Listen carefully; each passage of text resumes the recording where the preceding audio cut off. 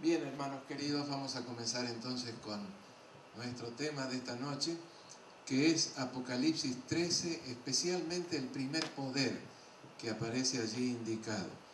Sin más preámbulo, vamos pues a nuestro estudio.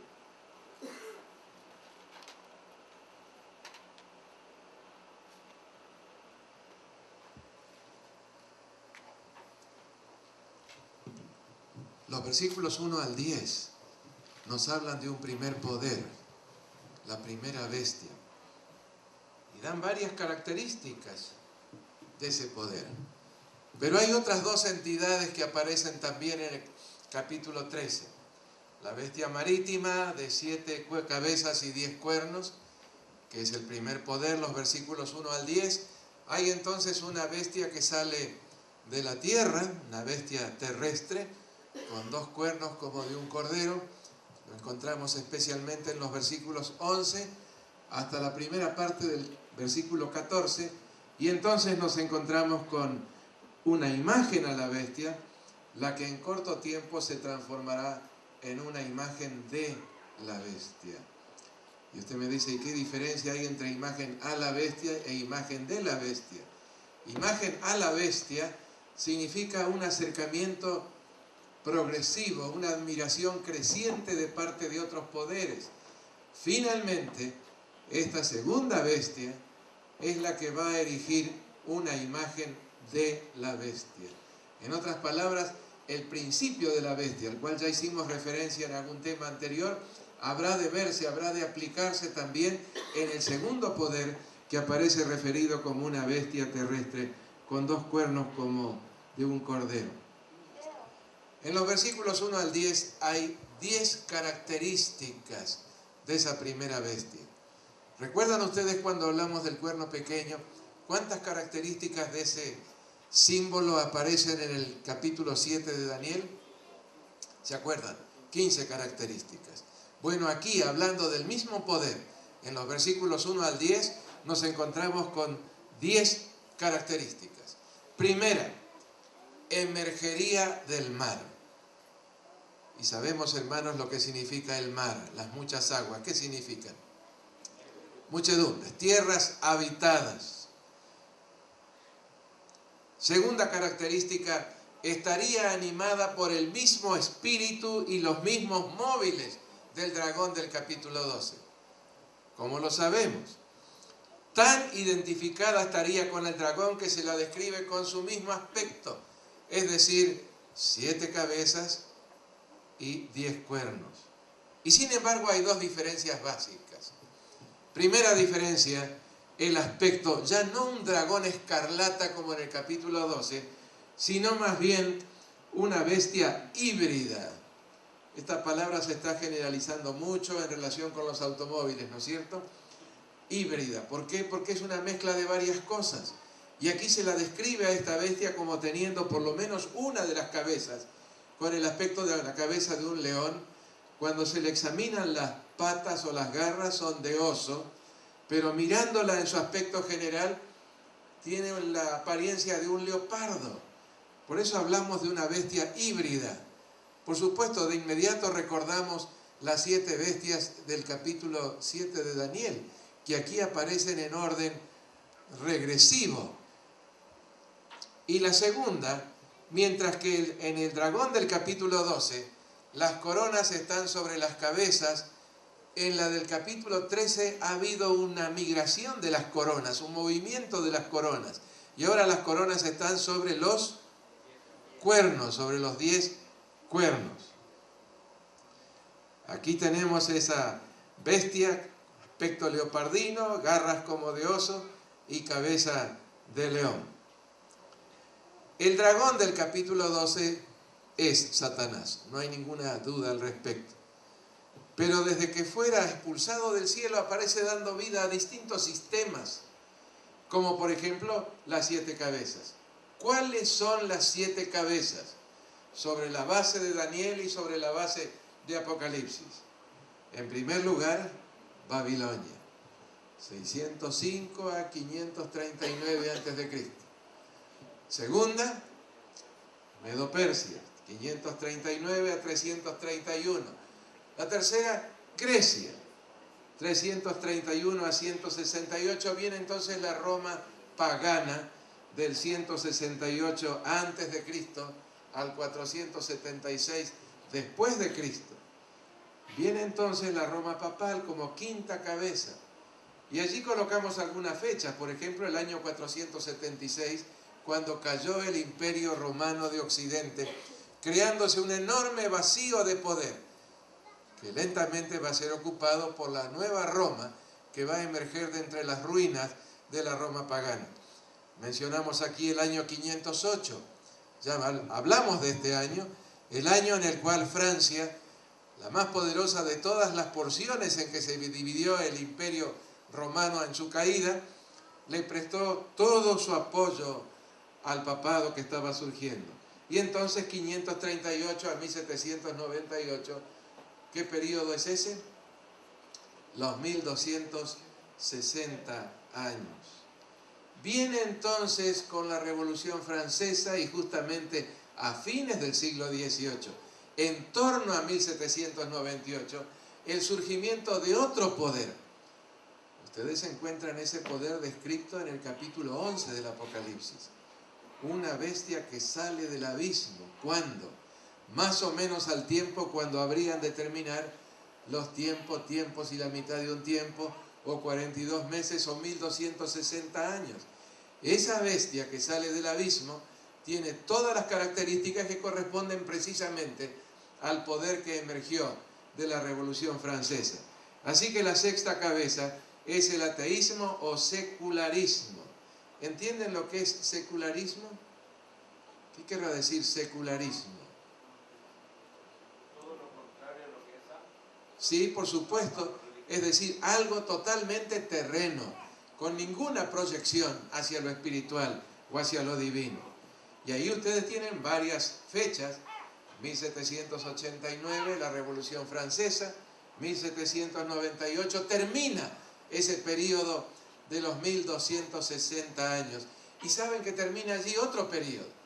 A ver si recuerdan de cuando estudiamos el capítulo 12 de Daniel. Es decir, no lo estudiamos, pero alguien hizo una pregunta y tratamos de contestarla. ¿Qué otro periodo termina en 1798? A ver si lo recuerdan. Yo les hice una pregunta. ¿Qué habría de surgir primero? ¿La persecución o el poder perseguidor? Y ustedes contestaron muy correctamente: el poder perseguidor. Ahora, si el poder perseguidor habría de tener 1290 años y la persecución 1260, quiere decir que para que la persecución cesara, algo debería ocurrirle simultáneamente al poder perseguidor. ¿Me están siguiendo? Por lo tanto, si en 1798 terminaron los 1260 años y el lapso del poder perseguidor, tienen que decirme ustedes cuál es el lapso del poder perseguidor. 1290 años. Ustedes encuentran eso en Daniel capítulo 12, el versículo 11. Estos dos periodos terminaron simultáneamente en el año 1798. Por eso colocamos allí alguna referencia a este periodo. Y 1991, porque fue el momento en que se produjo el desplome de la máxima expresión lograda aquí en la tierra de los ideales de la Revolución Francesa, que fue la Unión Soviética y el comunismo. Ahora, la última de las 7 cabezas todavía está en el futuro. Y Apocalipsis 17:5 la llama Babilonia la Grande. ¿Cuándo habrá de surgir? Muy brevemente. El ecumenismo, ese fenómeno socio-religioso, político, que está haciendo que las iglesias se acerquen unas a las otras, renunciando a sus convicciones espirituales, a sus convicciones doctrinales, va finalmente a desembocar en esta triple alianza que es Babilonia la Grande. ¿Alguna pregunta en relación a esto? No quiero avanzar sin que disipemos alguna duda que pudiera haber en la mente de ustedes. ¿Están claras las 7 cabezas? Podemos repetirla juntos. Babilonia, Medo-Persia, Grecia o el imperio greco-macedónico, Roma pagana, Roma papal, el secularismo o ateísmo y finalmente la última, todavía en el futuro, aunque ya en proceso de gestación, Babilonia la Grande. ¿Qué acerca de los 10 cuernos? Saben que los 10 cuernos se identifican en su accionar en 4 etapas. La primera etapa, cuando se divide en el territorio que fuera del Imperio Romano de Occidente. 10 cuernos. Fueron más de 10 las naciones que surgieron de las ruinas del Imperio Romano. 10 es un número redondo, indicando una cantidad apreciable, una buena cantidad de tribus. ¿Cuál es la segunda etapa? Van surgiendo las naciones europeas y lo que habían sido los 10 cuernos y ahora comienzan a surgir como naciones, se encargan de darle autoridad a la Roma cristiana, la Roma espiritual, la nueva Roma. Si no hubiera sido por el apoyo de estas naciones, jamás habría surgido este sistema. ¿Cuál es la tercera etapa? En 1798, estas naciones le quitan su poder al papado. Y usted me dice, pero fue Francia. ¿Es cierto? También fue Francia la principal nación en hacer posible el surgimiento de esta entidad. Pero en Francia se concentraron, por así decirlo, la mayor parte de las fuerzas de lo que había sido el Imperio Romano. Así que surgen, cuando se divide el Imperio Romano, tribus germánicas que van tomando como si fueran buitres los despojos, lo que quedaba del Imperio Romano. Poco tiempo después, ya para el año 538, ya 508 antes todavía, comienzan a buscar a alguien que pudiera representar lo que había sido el emperador romano o el Imperio Romano. Y se encuentran con el obispo de Roma. Así que comienzan a otorgarle más poderes, van cediendo poder al obispo de Roma. Y surge entonces la nueva Roma. Pasan 1260 años. Y las naciones que le habían dado todo su poder, ahora comienzan a quitárselo. Una tras otra. Va surgiendo un nuevo concepto. El nuevo concepto es la Iglesia Nacional. Que cada nación allí en Europa tenga su religión. Que los súbditos se ajusten a la religión del gobernante. Nada de órdenes que vengan desde afuera, desde Roma. Si llegan órdenes de Roma y el gobernante de la nación cree conveniente, las pasa al pueblo. De lo contrario, no les presta absolutamente ninguna atención. Pero lo notable del caso es que hay una cuarta etapa. ¿Cuál es esta cuarta etapa? Esas naciones entregándole nuevamente el poder al papado, al obispo de Roma. Capítulo 17 del Apocalipsis lo hace muy claro. Primero leemos allí en el versículo 3. Vi a una mujer sentada sobre una bestia escarlata llena de nombres de blasfemia, que tenía 7 cabezas y 10 cuernos. Vamos ahora al versículo 12. Y los 10 cuernos que has visto son 10 reyes, que aún no han recibido reino. Todavía no se han puesto totalmente de acuerdo. Pero cuando se pongan de acuerdo, dice el versículo que sigue, por una hora recibirán autoridad como reyes juntamente con la bestia. ¿Para qué? Estos tienen un mismo propósito. Esa palabra propósito puede traducirse consejo del griego. Tienen un mismo propósito y entregarán su poder y su autoridad a la bestia. ¿Para qué? Para pelear contra el Cordero, en la persona de los hijos de Dios aquí en la tierra. Ese es el tiempo de angustia previo y después el tiempo de angustia que sigue al tiempo de angustia previo. Pero el Cordero los vencerá. ¡Qué certeza tan maravillosa! Ya para ese momento el Cordero no es más príncipe de los príncipes. Ahora el Cordero ha sido coronado. Ya se realizaron las bodas del Cordero. Cristo ya salió del santuario celestial. Y ahora cambia sus vestimentas de sumo sacerdote por las vestimentas de un guerrero. Y viene como Rey de Reyes y Señor de Señores. Nada pueden los poderes de la tierra. No crean por un momento que los 10 reinos en la cuarta etapa van a ser solamente las naciones europeas. No, Elena de White nos habla acerca de una confederación. ¿De qué carácter? Mundial, global. Todos van a entregar su poder y su autoridad, van a reinar juntamente con este poder por una hora. Y usted me dice, ¿una hora? 15 días. ¿Solamente por 15 días? No, hermanos. El tiempo profético terminó ¿en qué año? ¿En qué año terminó el tiempo profético? 1844. Desde 1844 no tenemos más ningún periodo profético. Si alguien les viene con nuevos periodos proféticos a cumplirse, no le presten la más mínima atención. Ya no hay más periodos proféticos. Lo que hay ahora es una tarea que debe ser cumplida. Pero usted me dice, escuchen, cuando se abre el séptimo sello, hay en el cielo silencio como de ¿cuánto tiempo? Media hora. Aquí se habla de una hora. Vamos al capítulo 18 y encontramos que hay una alternativa o una alternación entre día y hora, como si fueran el mismo periodo. ¿Y qué significa entonces? Corto tiempo, pero de ninguna manera 15 días.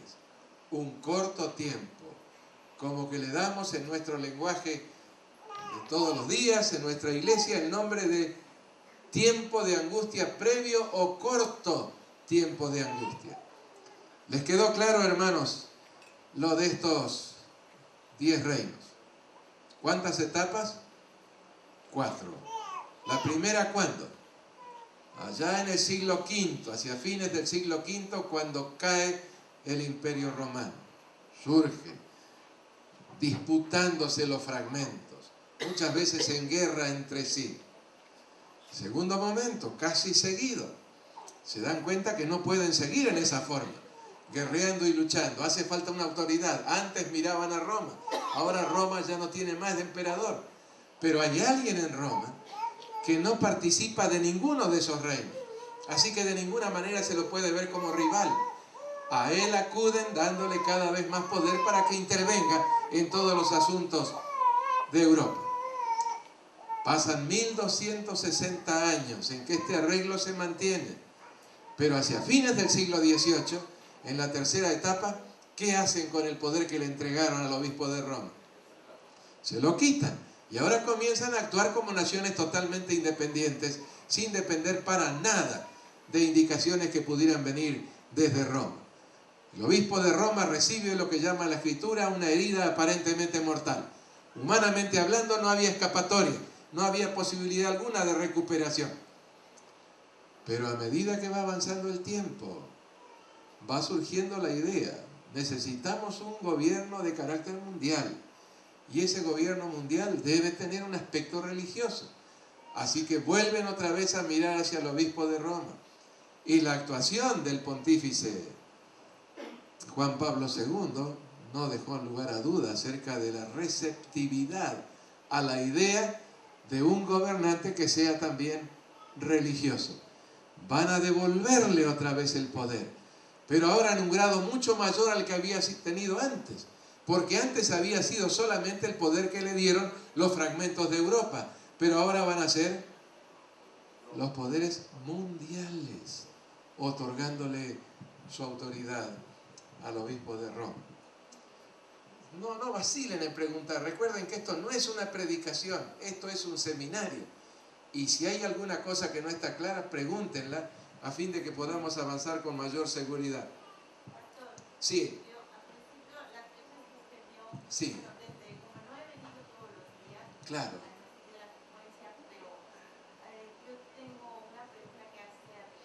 Podemos volver, hermana, a esa diapositiva. Ahí la tenemos. Sí.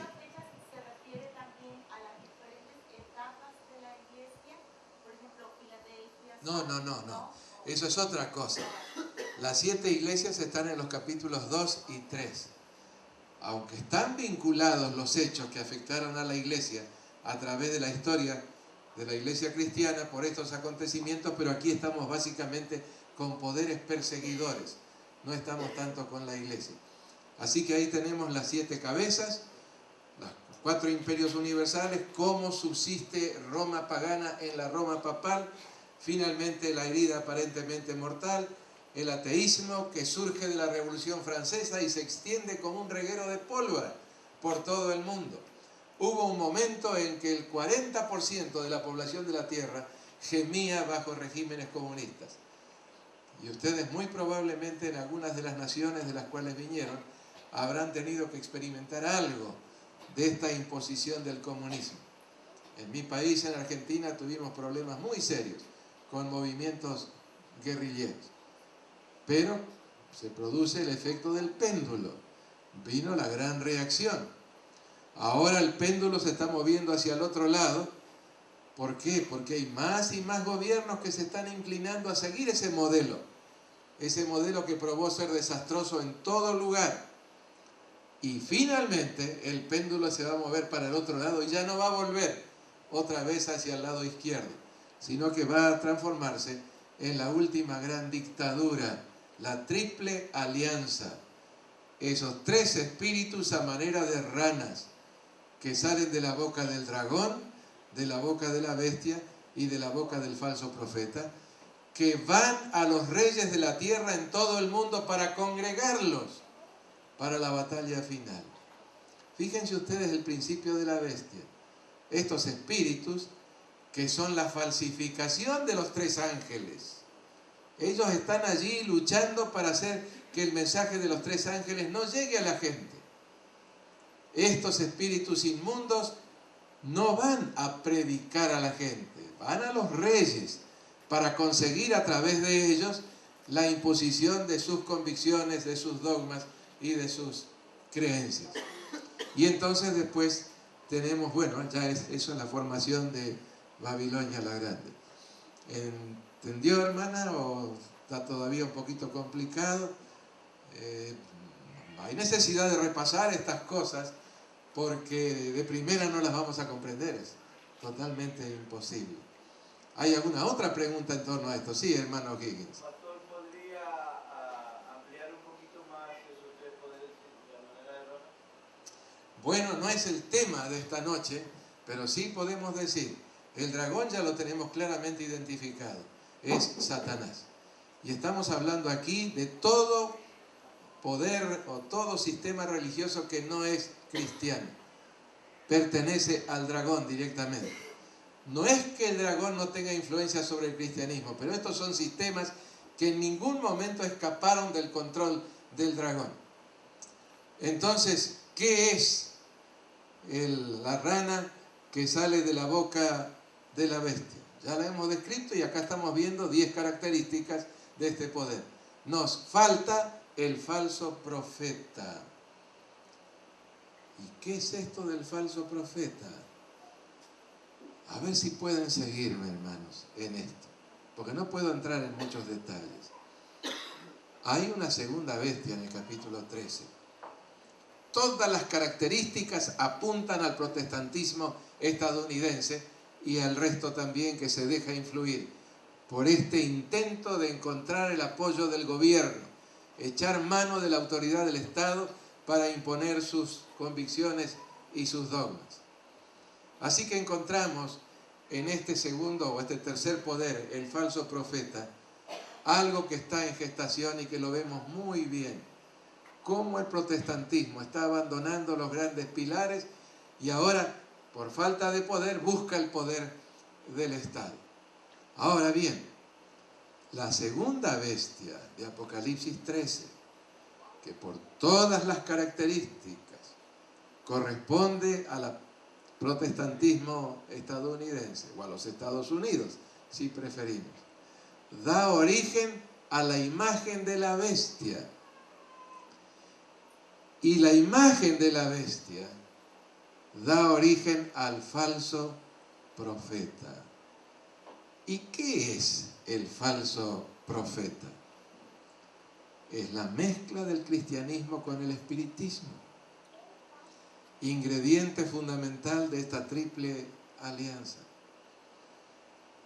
Allí están, tienen la palabra de Dios, dicen que la están predicando, pero dejan totalmente de lado lo que la misma Biblia explica acerca de las profecías.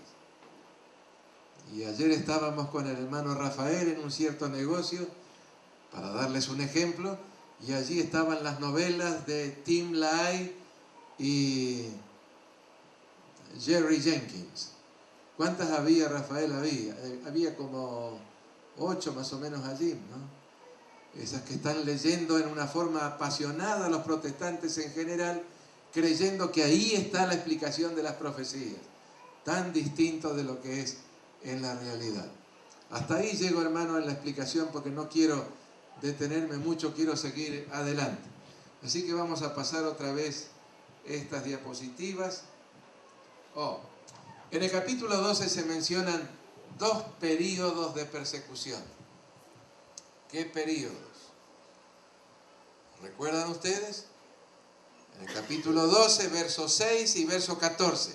Es el mismo período. En un caso se lo menciona como tiempos y la mitad de un tiempo. Y en el otro caso se lo menciona como 1260 días. ¿Y cuál es el segundo momento de persecución? El que encontramos en el verso 17. En el verso 12 se nos dice que el dragón se llena de ira, desciende con gran ira.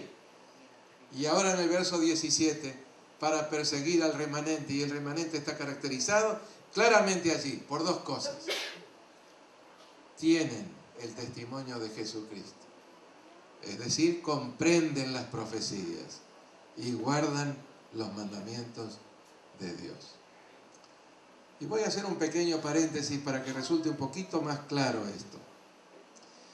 ¿Cuántas veces fue expulsado Satanás de la presencia de Dios? Una fue allá, hace unos 6000 años. Esa fue la primera.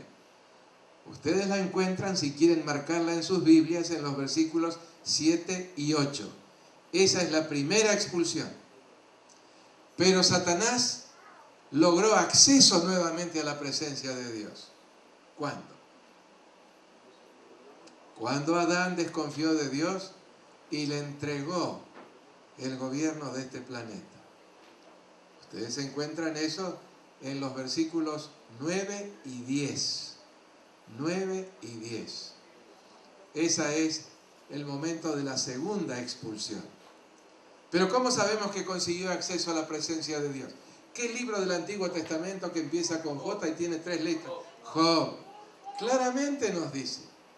Y recuerdan ustedes la forma elegante en que Dios le pregunta: ¿de dónde vienes? En otras palabras, ¿qué estás haciendo aquí? ¿De dónde vienes? Y la respuesta: de recorrer la tierra y andar por ella. Yo domino a mi antojo en el planeta Tierra. ¿Y cuál fue la segunda pregunta que le hizo Dios? Muy elegante. ¿En tu recorrida no te has encontrado con mi siervo Job? La presencia de Job aquí en la tierra demostraba que Satanás no era dueño total del planeta. Y ustedes recuerdan el que se le escapó a Satanás. Teme Job a Dios de balde. Si tú lo has cercado, yo quiero acercarme y no puedo. Hay un cerco ahí que impide que yo le haga algo a Job. ¿Y qué le dijo Dios? Porque era un desafío que le estaba lanzando delante de los representantes de todos los mundos no caídos. ¿Qué le dijo Dios? Voy a levantar el cerco. No lo toques a él. Pero cumple lo que tú has dicho. Te doy libertad. Y hermanos queridos, si no fuera por la protección de Dios, qué cosas terribles nos ocurrirían. No nos atrevamos, ni padres ni hijos, de romper ese círculo protector y permitir así el acceso del enemigo de Dios, provocando terribles tristezas y calamidades. Pero fue expulsado. Esa expulsión, vuelvo a decir, está en los versículos 9 y 10. Márquenla en sus Biblias. Conviene que la tengan bien clara. ¿Cuándo fue expulsado la segunda vez? ¿Recuerdan ustedes cuando los 70 volvieron con gozo, contando todo lo que habían hecho? Y Jesús les dijo, yo veía a Satanás que caía del cielo como un rayo. ¿Cuándo cayó del rayo? Como un rayo. Cuando Cristo dijo, consumado es. Los pilares del reino de Satanás se resquebrajaron. En ese momento ya no tuvo más acceso a la presencia de Dios. Ahora hay otro representante de este mundo. ¿Quién es el representante de este mundo? Cristo Jesús, nuestro amado Salvador. Pero si vamos a los versículos 11 y 12, nos encontramos con una tercera expulsión, que no es tanto una expulsión, sino una autoexpulsión. En otras palabras, un confinamiento aquí en la tierra. El versículo 11 es impresionante, capítulo 12, versículo 11, es sumamente impresionante. ¿Recuerdan ustedes lo que dice allí? Y ellos le han vencido. No ocurrió eso todavía con el pueblo de Dios. Todavía no ocurrió eso. Y menciona allí que menospreciaron sus vidas hasta la muerte. Es decir, para el pueblo remanente volverá a haber persecución, volverá a haber martirio y volverá a haber muerte. Menospreciaron sus vidas hasta la muerte. Ahora, cuando llega este momento, que es el momento del sellamiento, Satanás se da cuenta de que la única opción que tiene es destruir al remanente. De lo contrario, su misma existencia se ve cuestionada muy seriamente. Deja de molestar a los mundos no caídos. Satanás tiene acceso a los mundos no caídos. ¿Para tentarlos? No puede tentarlos. ¿Pero qué va a hacer allá? ¿A quién va a acusar allá? A ustedes y a mí.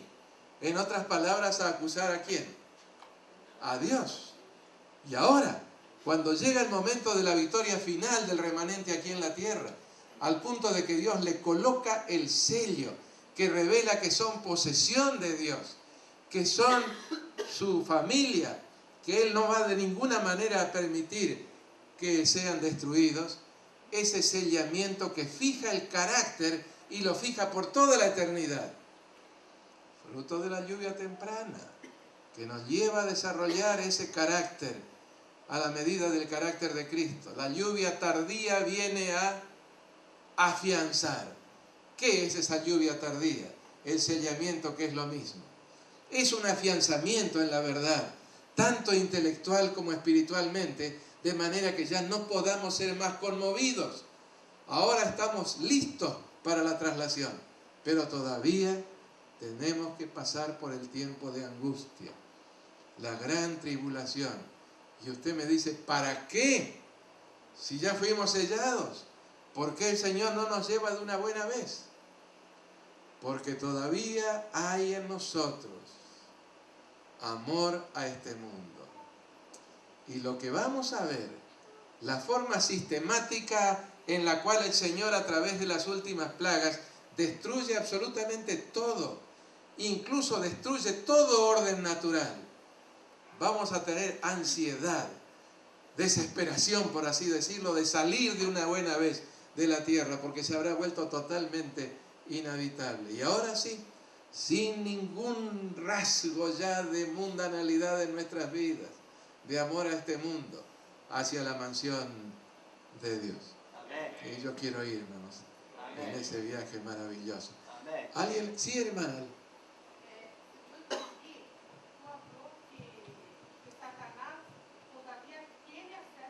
Sí, correcto. Tiene acceso para molestar. En Primeros Escritos, la página 290, habla del momento en que los habitantes de los otros mundos se verán libres de la presencia y la molestia de Satanás. Ya no puede tentarlos, pero acusa, busca simpatía, en otras palabras. Es lo que ocurre entre los seres humanos, ustedes lo saben muy bien. A veces la iglesia nos aplica una disciplina y ¿qué tratamos de conseguir? simpatía de otro. Y empezamos a hablar, a ver si nos apoyan, a ver si de alguna manera nos consuelan en lo que consideramos una gran injusticia. Así que 3 expulsiones, pero la tercera, recuerden ustedes, versículos 11 y 12. ¿Recuerdan el ay que hay en el versículo 12? Ay de los moradores de la tierra y del mar. En cambio se habla del gozo en el cielo. Ay de los moradores de la tierra y el mar, porque el diablo ha descendido a vosotros con grande ira, sabiendo que tiene poco tiempo. ¿Cuál es ese poco tiempo? ¿Cuál es ese poco tiempo? El tiempo de angustia previo que va desde el momento en que Cristo termina su obra en el santuario celestial hasta el momento de su segunda venida. Y después el tiempo de angustia, pero ya no estarán al alcance de su poder los hijos de Dios durante ese tiempo de angustia. Y esa gran ira la vemos en el versículo 17. Se llenó de ira contra la mujer y se fue a hacer guerra contra el resto, contra el remanente de la simiente de la mujer. Y enseguida, como vimos hace un momento, los caracteriza. ¿Están en el capítulo 13 los 2 períodos? Están también. Allí aparece en el versículo 5, 42 meses. Es lo mismo, el mismo periodo. Y después aparece, ya cerca del final del capítulo 13, este asunto de la imposición de la marca de la bestia. No podrán comprar ni vender. No habrá ninguna actividad, ningún respeto hacia las minorías cuando llegue ese momento. Qué importante es estar preparados. Ahora, hermanos, esa primera bestia del capítulo 13 refleja los tiempos de transición entre una Roma y la otra. ¿Cómo lo sabemos? Por 3 declaraciones. Primera, la bestia era semejante a un leopardo, y sus pies como de oso, y su boca como de león. La cuarta bestia de Apocalipsis de Daniel capítulo 7, no. Están las 3 bestias previas, mencionadas aquí en orden inverso, pero la del capítulo 13 no es ni el león, ni el oso, ni el leopardo. Y por otro lado, las coronas ya no están sobre las cabezas. Las coronas están ahora sobre los cuernos. Quiere decir que cayó Roma. ¿Estamos claros, hermanos? Lo repito otra vez. Tiene las características de los poderes anteriores. ¿Por qué?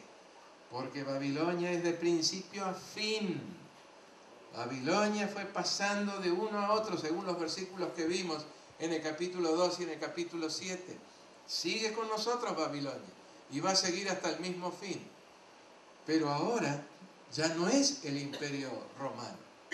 ¿Por qué? Porque las coronas están sobre los cuernos. Quiere decir que ya cayó en este momento en que estamos contemplando a esta primera bestia del capítulo 13, ya cayó el imperio romano. Seguimos avanzando. Las 4 bestias o imperios de Daniel capítulo 7. Segunda, el dragón le dio su poder y su trono y grande autoridad. ¿A quién? ¿A la cuarta bestia? ¿A la Roma pagana? No. A la Roma que va a surgir precisamente en la misma sede que tuvo la Roma pagana. La Roma que va a surgir por el apoyo, la ayuda, casi la exigencia de gobierno de parte de quién. ¿Dónde está el poder en este momento que estamos considerando? Hermanos queridos, me parece que el cansancio de la semana está gravitando sobre ustedes. Las coronas están sobre los cuernos. Ya está dividido el imperio romano. Ahora, el dragón interviene para darle el trono. ¿Qué trono? El mismo trono que tuvo el cuarto poder. La autoridad y gran poder. La nueva entidad habría de ser romana. Tendría la misma sede del imperio romano, las mismas instituciones, las mismas características. Ahora, de la descripción resulta claro que el poder, autoridad y hasta la capital de la primera Roma habrían de sufrir un colapso, después de lo cual serían transferidos por Satanás a la nueva Roma, que habría de surgir de entre las ruinas de la primera. Tercera, estamos viendo ahora las 10 características. Lo que mencionamos recién fue una especie de paréntesis para explicar el porqué de la transición. Tercera, la nueva Roma sería un poder blasfemo. Lo vimos en Daniel, lo repetimos aquí. Fíjense contra quién hablaría blasfemias. Contra Dios, para blasfemar de su nombre. ¿Qué es el nombre en las Escrituras? Es una referencia al carácter. Este sistema habría de tergiversar terriblemente el carácter de Dios. Piensen nomás en esa doctrina infame del infierno, de la que nada sabe la palabra de Dios. Un Dios cuya justicia nunca se aplaca. Allí vivió el individuo, digamos, 15 años, un joven o una señorita, y murió. Y pecó, por supuesto. Así que ahora se va al infierno y no hay forma alguna de aliviarle el tormento que sufre allí. ¿Por cuánto tiempo? Por toda la eternidad. Aún si usted va al purgatorio, pero no se olviden que el Papa Juan Pablo II, en 3 alocuciones que dio en el año 2002, dijo que no hay infierno y no hay purgatorio, que esas son cosas que nosotros hacemos aquí en la tierra, que este asunto del infierno fue resultado de pinturas que los pintores estuvieron pintando en las iglesias, que no hay tal cosa. Y el mundo entero se sintió conmovido. Me acuerdo los periodistas aquí de los canales de televisión, como, ahí se me fue el nombre de uno que fue muy, muy famoso, Peter Jennings, ¿no? Decía, se acabaron los demonios con horquillas y con tridentes, ya no hay más nada absolutamente de esto. Muchos quedaron muy desconcertados con esas declaraciones del pontífice romano y decidieron no hacerles caso. Así que blasfemias contra el nombre de Dios, contra su tabernáculo. ¿Recuerdan ustedes lo que vimos en el capítulo 8 de Daniel? ¿Cómo trataría de quitarle algo al príncipe de los ejércitos? ¿Qué trataría de quitarle? Lo que aparece allí es un adjetivo, pero nosotros lo transformamos en un sustantivo. Trataría de quitarle su continuidad. La obra que Cristo realiza en el santuario celestial. ¿Y cómo sabemos que se refiere al santuario celestial? Porque dice la obra de Cristo en su lugar, en el santuario que fue echado por tierra, en el versículo 11 del capítulo 8. Es decir, ahí se refiere a la introducción de la abominación desoladora. Y también blasfemia contra los que moran en el cielo. ¿Quiénes son los que moran en el cielo además de la Trinidad, del Padre, del Hijo y del Espíritu Santo? ¿Quiénes son? Los ángeles. Pero este sistema presta muy poca atención a los ángeles. A lo sumo los mira como niñitos regordetes que andan dando vueltas con sus alitas por aquí y por allá. Pero los ángeles poderosos en fortaleza, que son ministradores de los herederos de la salvación, Hebreos 1:14, no tienen lugar en este sistema. Pero este sistema no solamente ha puesto a un lado a los ángeles, sino que ha llenado el cielo. ¿De quiénes? De los espíritus, presuntos espíritus de los santos, mayormente italianos. Así que, hermanos, si usted se va a sentir cómodo allí, mejor que aprenda el italiano, ¿no? Y estos se transforman en intercesores, blasfemias. Es tan triste decir todo esto, hermanos. Allí están los santos muertos, que no son otra cosa que los demonios del espiritismo. Y sí, deberíamos ir por unos momentos a Daniel capítulo 8, pero se nos va la hora y vamos a avanzar dejando de lado lo que es tan importante allí en el capítulo 8. Pero hay un detalle que yo quiero que veamos. Miren en el capítulo 8 de Daniel, el versículo 9. Allí nos dice que de uno de los 4 vientos salió un cuerno pequeño, que creció mucho al sur. ¿Qué es ese sur? El Egipto de los Ptolomeos. Está hablando aquí de Roma en su fase pagana. No olviden que entre una Roma y la otra no hay prácticamente separación. Mucho al oriente. ¿Qué había al oriente? Ahí estaba el imperio de los Seleucidas, descendientes del poder de Alejandro Magno. Y hacia la tierra gloriosa. Y esa tierra gloriosa, dijimos, Judea. Ahora yo quiero que me digan ustedes por qué Judea era una tierra religiosa. ¿Por qué?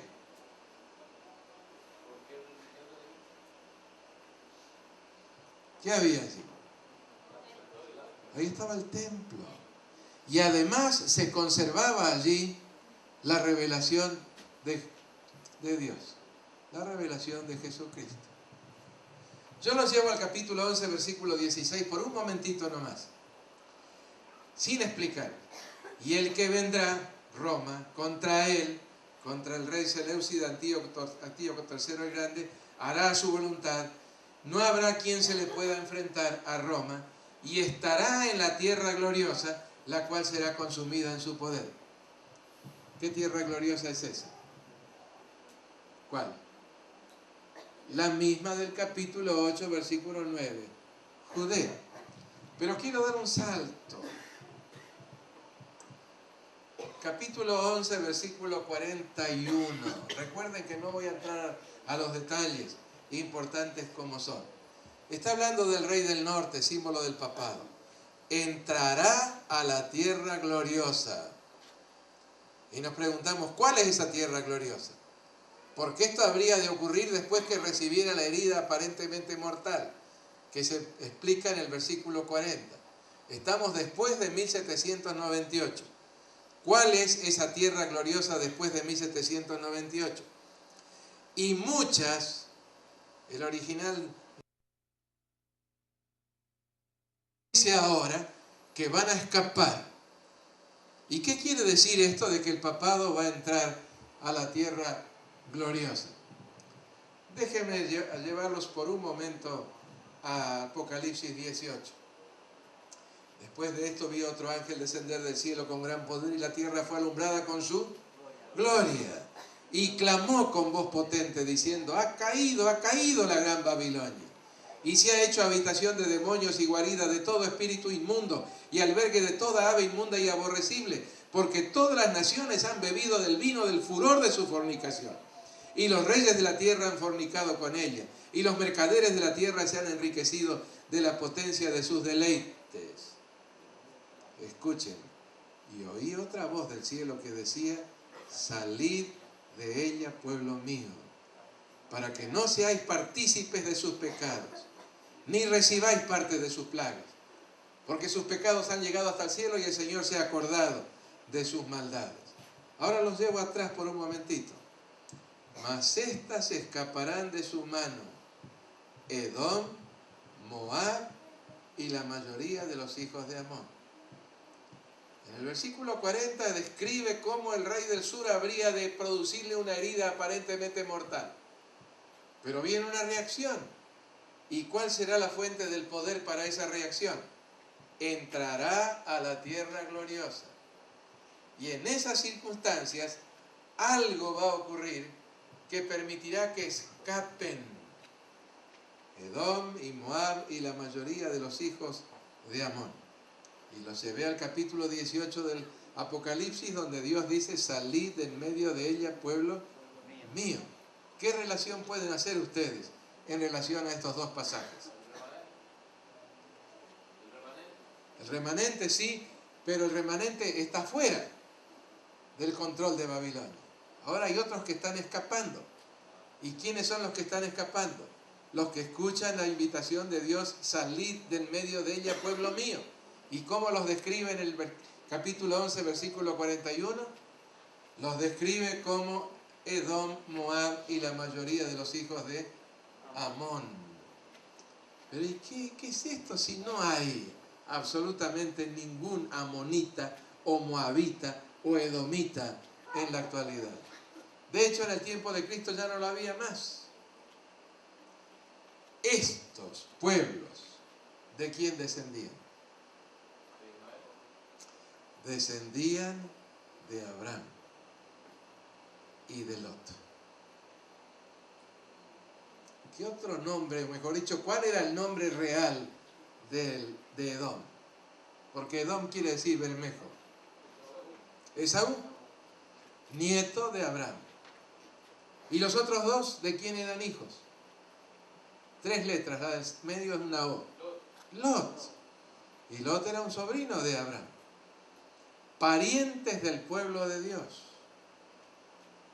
Se los toma en el capítulo 11, versículo 41, como un símbolo de aquellos, nuestros parientes, no parientes carnales, pero gente que está buscando algo mejor, que no conoce, que no sabe dónde encontrarlo, está bajo este sistema al cual estamos haciendo referencia. Y ahora cuando escuchan la invitación, cuando escuchan la voz del Señor, ¿qué hacen? Salen, escapan. Miren cómo dice el versículo: entrará a la tierra gloriosa. Ahí está el secreto del poder. Y entonces muchas tierras comienzan a caer. Pero estos van a escapar de su mano. Edom y Moab y la mayoría de los hijos de Amón. Nuestros pueden ser también parientes carnales. Pero básicamente se refiere a pueblo de Dios que está en Babilonia esperando que nosotros, no la voz de Dios, nosotros los llamemos a salir de este sistema. ¿Ustedes recuerdan Daniel 11:30?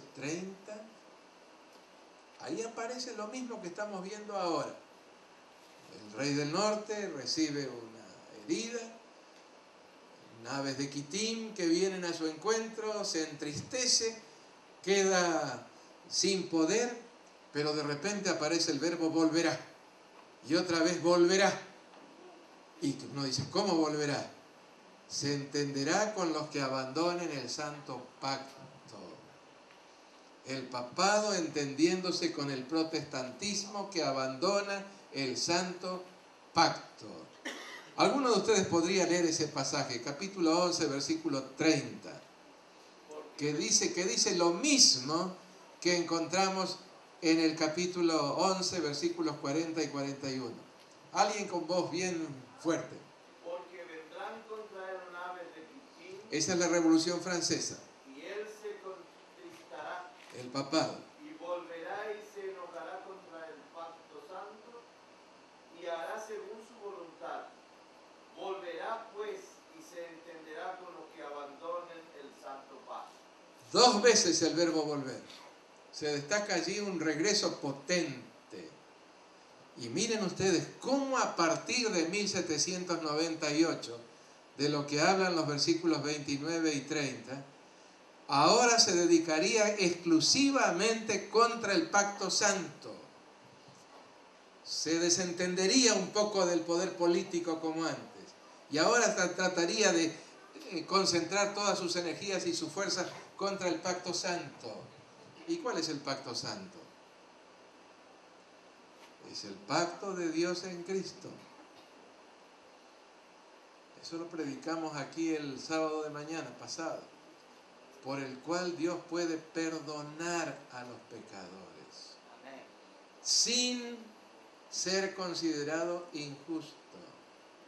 Porque el castigo que merecíamos nosotros cayó sobre nuestro Señor Jesucristo. Ahora fíjense ustedes, ¿cuál es esa tierra gloriosa? Yo no les voy a decir cuál es, pero en esta cita hay 4 cuándos.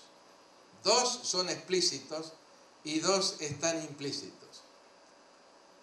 Cuando la tierra que el Señor proveyó como asilo para sus hijos, a fin de que pudieran adorarlo de acuerdo con los dictados de su conciencia. Cuando la tierra sobre la cual durante largos años ha estado extendido el escudo de la omnipotencia. Cuando la tierra que Dios ha favorecido haciéndola depositaria de la pura religión de Cristo.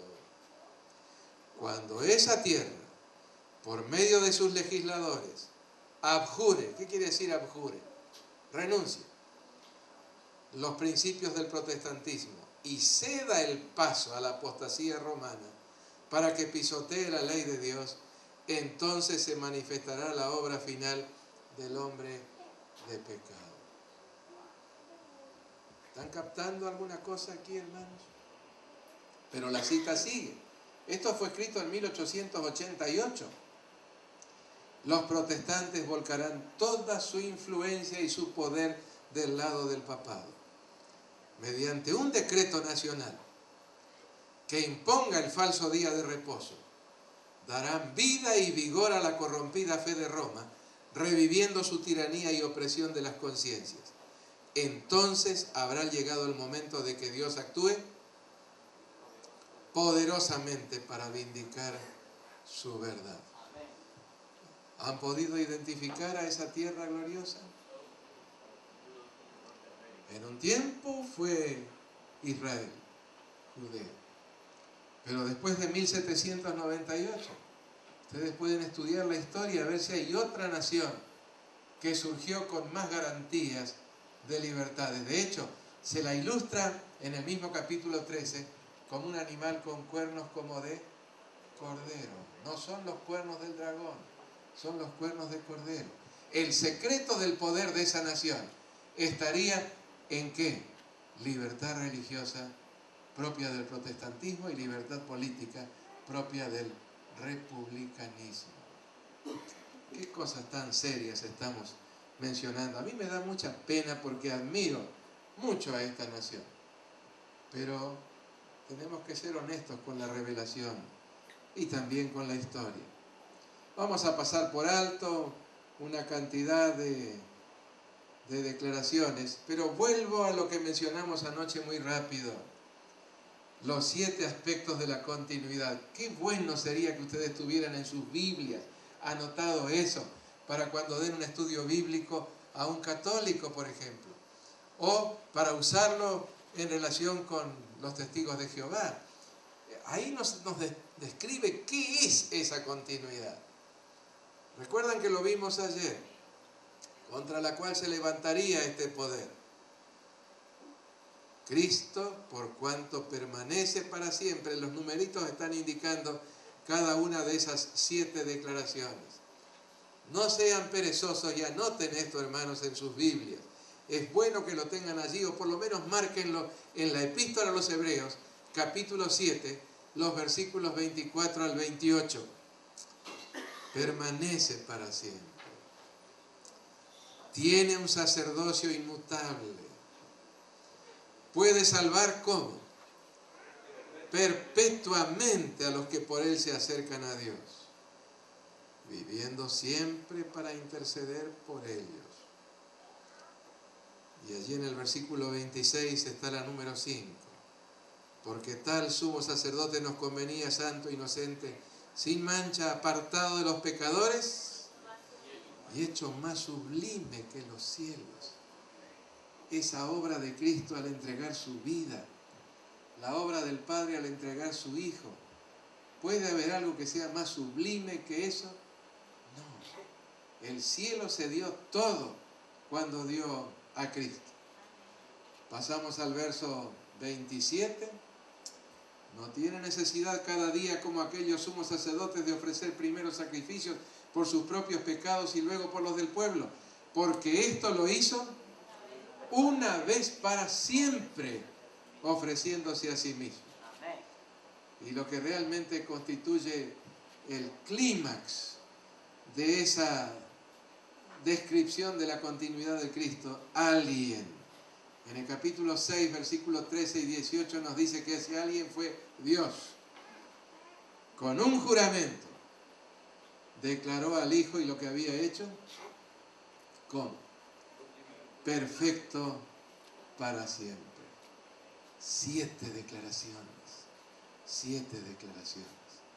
Y todavía más solemnes son las declaraciones relacionadas con el sacrificio de Cristo, confirmado por el juramento del Padre, que no puede repetirse. 7:27 que vimos recién, lo hizo una vez para siempre. ¿Cómo? Ofreciéndose a sí mismo. Capítulo 9, versículo 12, por su propia sangre entró una vez para siempre en el santuario, habiendo previamente, ¿no es cierto?, habiendo obtenido eterna redención. 9:26, ahora en la consumación de los siglos. ¿Qué es la consumación de los siglos? Esa era la forma en que los apóstoles se referían en sus escritos al hecho de que las profecías, las 70 semanas, habían alcanzado su cumplimiento. La consumación de los siglos. Se presentó una vez para siempre por el sacrificio de sí mismo, para quitar de en medio el pecado. 3 veces. 9:28. Cristo fue ofrecido una sola vez para llevar los pecados de muchos y aparecerá por segunda vez sin relación con el pecado para salvar a los que le esperan. ¿Por qué dice sin relación con el pecado? ¿Por qué razón? El problema del pecado ya lo resolvió Él cuando dio su vida sobre la cruz y por su intercesión en el santuario celestial.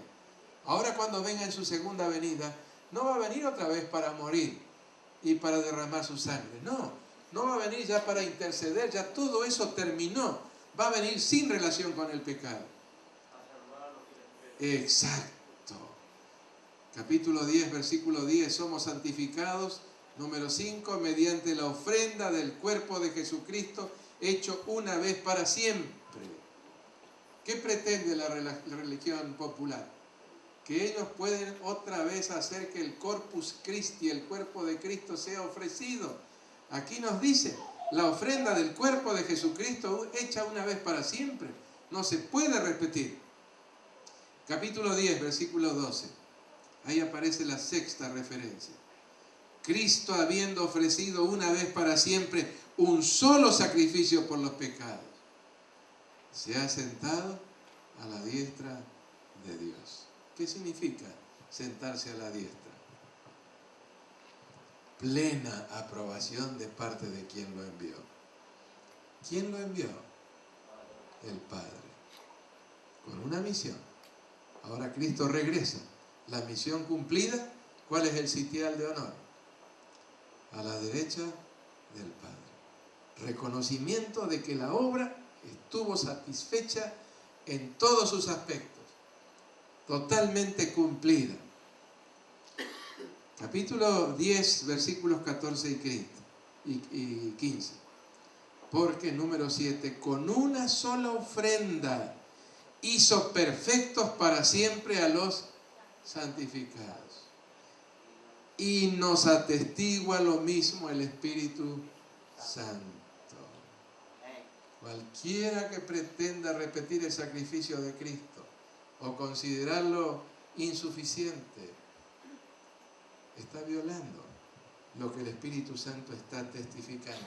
Y por supuesto, quien pretende tener la plenitud del poder del Espíritu Santo, como ocurre con el obispo de Roma, debiera saber que no puede hablar ni actuar contra lo que el Espíritu Santo ha testificado. ¿Se animan a aguantar un poquito más, hermanos? Porque estamos ahora ya llegando casi al final. Miren ustedes, 21 de agosto del año pasado. Esto en el órgano oficial del Vaticano. Está hablando de un profesor de ecumenismo del seminario no sé cuánto, considera que el pontificado de Benito XVI ha sido hasta ahora intensamente ecuménico. Y dice que pronto va a tomar una decisión ecuménica importante. Bueno, eso no es lo importante. Ahora miren lo que dice. La plena unidad visible de las iglesias. No es cuestión de unidad doctrinal, no es cuestión de un acercamiento amistoso. La plena unidad visible de las iglesias. Va a anular la contradicción. ¿Qué contradicción? Que decimos ser cristianos y sin embargo estamos divididos. Dice, porque la petición de Cristo al Padre, que todos sean uno, tiene que realizarse. Y porque además todas las iglesias y comunidades eclesiales han emprendido con decisión el camino hacia el hogar común. No, no todas. La Iglesia Adventista no ha entrado en ese camino. Todas las iglesias y comunidades eclesiales han emprendido con decisión el camino hacia el hogar común, donde celebrarán algún día, sentados a la misma y única mesa, la Pascua de la Unidad. Ahora, esto es bien serio. Es bien serio. ¿Cuál es nuestro comentario? Benedicto XVI sostiene que todas las iglesias deben unirse, sin importar el costo. ¿Cuál será el símbolo de esa unidad? Deben encontrar el camino al hogar común, donde todos juntos celebrarán algún día, sentados a la misma mesa, la Pascua de la Unidad. ¿La Pascua de la Unidad cuál es? ¿Cuál es la Pascua? La Eucaristía. La repetición interminable del sacrificio de Cristo. Todas van a encontrarse finalmente sentadas a la misma mesa, dice. La que está en el concepto católico indisolublemente ligada al domingo, a la ley y al testimonio, decimos nosotros, hermanos. Bueno, aquí están algunas de las características que ya vimos. Hay más características. La ubicación de las coronas sobre los 10 cuernos, la división del Imperio Romano, etc. Su periodo de actuación incontestada, 42 meses. ¿Se le permitió hacer guerra contra los santos y vencerlos? Claro que sí. ¿Durante cuánto tiempo? Los 1260 años. Una de sus cabezas habría de recibir una como herida de muerte, que representaría un periodo de cautividad. Número 7. La recepción de esa herida haría posible el surgimiento del remanente final. Gloriosamente se lo describe en el verso 10. Aquí está la paciencia y la fe de los santos. Es decir, 1798 no marcaría el fin definitivo del poder al cual estamos haciendo referencia. Haría falta paciencia, habría un tiempo de espera. Y fe de los santos. Esa palabrita en el griego significa tanto fe como fidelidad. Y a mí me gusta leer, aquí está la paciencia y la fe y la fidelidad de los santos. Menospreciaron sus vidas hasta la muerte, ¿se acuerdan? Octava, habría de recuperarse de la herida aparentemente mortal por la segunda bestia. Miren lo que dice el versículo 12. Ejerce la segunda bestia toda la autoridad de la primera bestia en presencia de ella. Quiere decir que ya está completamente recuperada. Quiere decir que está aprobando, está sugiriendo la forma en que debe hacerlo. Y hace que la tierra y los moradores de ella adoren a la primera bestia cuya herida mortal fue sanada. El protestantismo apóstata, llevando a los moradores de la tierra a prestar acatamiento a este primer poder. Mucho se está acercando esta bestia híbrida al bisonte americano con sus 2 cuernitos como de cordero. ¿Por qué Juan no dijo que era el búfalo o el bisonte? Porque Juan no sabía qué animal era ese. Lo único que encontró parecido a algo, ¿qué fue? ¿Qué fue? Los cuernos. Y dice cuernos como de cordero. Novena. Se hace referencia a la marca o el nombre de la bestia o el número de su nombre. Hay una estrecha relación entre estos símbolos. Y la última, aquí hay sabiduría. En otras palabras, no avance a menos que usted tenga algún conocimiento de las profecías. Pare allí. Y miren cómo se repite la advertencia. El que tiene entendimiento, cuente el número de la bestia, pues es número de hombre y su número es 666. Aquí hay sabiduría. Si usted no sabe cuál es la bestia, no siga. No se imagine que hay alguna computadora por ahí que se están metiendo microchips en la mano o en la... No, son puros disparates. Cuente el número de la bestia, pues es número de hombre, es un sistema humano y su número es 666. 666. El primero, hasta donde sepamos, que trató de distinguir, identificar este número fue Ireneo de León. ¿En qué año murió Ireneo de León? 202. Él dice que tuvo como profesor a un discípulo de Juan, y es muy probable. 202. Él dijo, no hay ninguna duda que cuando aparezca va a ser un poder romano. Como él trabajaba con el griego, usó la palabra lateinos, de ahí viene latino, griego o romano. Y en griego, cuando ustedes toman la palabrita lateinos y van sumando el valor de las letras, 666. Saltamos sobre los siglos y venimos a Felipe Melanchthon, el gran colaborador de Martín Lutero. Él trabajó con el hebreo, Romith Malhut. ¿Y qué querrá decir Romith Malhut? Reino romano. Reino romano. Y en hebreo, esa expresión, Romith Malhut, da 666. Esta frase de Hipólito de Puerto Romano la vimos el domingo de noche y yo quiero que la veamos otra vez. ¿En qué año murió él? 236. Murió una muerte realmente horrible como mártir. Y él sintetiza el pensamiento de sus días. La cabeza de oro de la imagen es idéntica al león, capítulo 2 y capítulo 7. Y por medio de ambos se representa a los babilonios. Los hombros de oro, ¿se recuerdan que les dije que estaba equivocado eso? Y los brazos de plata son lo mismo que el oso. Y por ambos se identifica a los medos y los persas. El vientre y los muslos de bronce son el leopardo y representan a los griegos, quienes gobernaron desde Alejandro en adelante. Las piernas de hierro y la bestia espantosa y terrible identifican a los romanos, quienes tienen ahora el imperio. En sus días todavía no había caído el imperio romano, faltaban 240 años para eso. Los pies de hierro y de barro cocido y los 10 cuernos todavía llegarán a ser en el futuro. El otro cuerno pequeño que salía de entre ellos es el anticristo. La roca que golpea la imagen y la rompe en pedazos y que hinche luego toda la tierra es Cristo, quien desciende del cielo y trae juicio al mundo. Nada estamos inventando nosotros, hermanos, con este asunto. Y ahora vengo a Andreas Helbig. Y usted me dice, ¿va a terminar pronto, pastor? Sí, a las 10:15 espero terminar. O un poquito antes. Así que respiren profundo, cosa de que no se duerman. Pero estamos terminando. Andreas Helbig. Él murió en el año 1643. Fue un hombre muy dotado, muy capaz. Y escribió una obra, Antichristus Romanus, en 1642.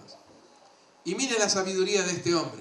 Dijo, escuchen, en vez de andar haciendo cálculos, ¿por qué no establecemos algunas reglas para estar seguros de la interpretación? Y él elaboró 6 reglas. Primero, ese número corresponde a la primera bestia del papado. Número 2, debe reflejar las pretensiones y prerrogativas del papado. ¿Está claro? Número 3, no debe ser un título despectivo o peyorativo aplicado por los enemigos del papado. Y número 4, el nombre o título en sus valores numerales debe dar 666. Y él se dedicó a hacer una investigación cuidadosa de los nombres y títulos del papado medieval. Y encontró 15 que daban 666, pero se quedó con 4. Dux Cleri. ¿Qué querrá decir Dux Cleri? Príncipe del clero. Dic Lux. Dic es un imperativo de decir. En otras palabras, di luz, danos luz, una forma en que se saludaba al pontífice romano. 666. Ordinarius obilis Christi pastor. ¿Qué querrá decir? El pastor común de las ovejas de Cristo. Y finalmente, Vicarius filii Dei, representante del Hijo de Dios, es decir, tomando el lugar de ¿quién? Del Espíritu Santo. Este, a juicio de Helwig, fue el título que mejor se ajustaba a las prerrogativas papales. Bueno, ahí lo tienen. Ordinarius Obilis Christi Pastor. ¿Alcanzan a verlo? Sí. Ahí están los valores numerales. 666. Avanzamos a Dic Lux. Allí están las cifras. 666. Dux Cleri, príncipe del clero. Allí está. Los que están durmiendo, que no ronquen, hermanos, porque nos van a distraer. Bueno, se despertaron todos. Vicarius Filii Dei, 666. Y aquí están las 10 características, no las vamos a repetir, pero la gran pregunta, ¿estamos realmente predicando el mensaje de los 3 ángeles? Piense usted en la semana, bueno, estuvo muy ocupado aquí con nosotros, pero en una semana regular de su vida, ¿estamos realmente predicando el mensaje de los 3 ángeles? Cerca, muy cerca ya, de la bienaventurada esperanza, del cumplimiento de la bienaventurada esperanza. Aunque la visión tardará aún por un tiempo, escribió Habacuc, se apresura hacia el fin. Quiere decir que el cumplimiento se volvería muy intenso a medida que nos acercáramos al fin. Y no mentirá. Aunque tardare, espéralo. Porque sin duda vendrá. No tardará. He aquí que aquel cuya alma no es recta se enorgullece, mas el justo por su fe vivirá. Y en el Nuevo Testamento estas palabras de Habacuc, que demuestran que el plan de salvación era el mismo en el Antiguo Testamento, se repiten 3 veces por parte del apóstol San Pablo. No perdáis, pues, vuestra confianza, que tiene grande galardón, porque os es necesaria la paciencia. Perdona, hermanos. Ahí está. Supongo que será un amigo que todavía está luchando con el disco duro. No perdáis pues vuestra confianza, que tiene grande galardón, porque os es necesaria la paciencia, para que habiendo hecho la voluntad de Dios, ¿cómo sigue? Obtengáis la promesa. Porque aún un poquito, y el que ha de venir vendrá y no tardará. Mas el justo vivirá por fe. Y si retrocediera, no agradará a mi alma. Pero nosotros no somos de los que retroceden para perdición, sino de los que tienen fe para la preservación del alma. Un pueblo feliz en la tierra. El pueblo adventista del séptimo día. Y no solamente feliz en la tierra, sino feliz por toda la eternidad. Yo quiero estar allí, hermanos queridos. Sí, por toda la eternidad. Amén. Amén. Y como ocurre en todas las cosas, de este lado de la eternidad hay un comienzo y hay una terminación. Y estamos llegando al final de este seminario. Quiero agradecerle tanto a varios de ustedes que realmente se esforzaron por ayudarnos a fin de que podamos llevar adelante este plan. Hubo hermanas que se preocuparon por traer, y hermanos también, por traer algo de comer. Allí al siervo de ustedes recluido en la piecita, luchando este último día a ver si podía recuperar algo de eso que teníamos en el disco que se dañó. Quiero agradecer también a los que tan voluntariamente ofrecieron sus transportes. El hermano O'Higgins, muy bondadoso. Una deuda enorme tengo también con Rafael Borges. A todos ellos muchísimas gracias. Al jefe de diáconos, aquí a los encargados del equipo de amplificación y a todos ustedes que aguantaron seguramente algo que no fue tan fácil, Y yo sé que lo van a olvidar pronto, pero no descuiden el estudio de la palabra de Dios. Amén. Sin profecía, el pueblo se desorienta, pierde el rumbo. Claramente aparece eso allí indicado en Proverbios 29, 18. Mas el que guarda la ley es bienaventurado. Amén. Hermanos, yo quiero encontrarme con ustedes Amén. allí en las mansiones eternas. Amén. Por supuesto, es un anhelo muy grande que tengo en relación con mi familia. Y hasta ahora creo que las cosas van encaminándose por la gracia de Dios en la forma correcta.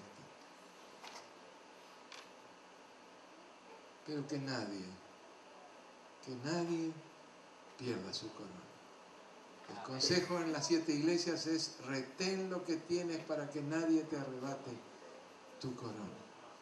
Especialmente dirijo esta apelación a los jóvenes, que se ven tan sacudidos por toda clase de tentaciones. Y hermanos queridos, tomen en su corazón la decisión de ser fieles al Señor. Yo les hablé acerca de Paderewski, notable pianista y también notable violinista. Una mañana de enero, mucho frío en Nueva York.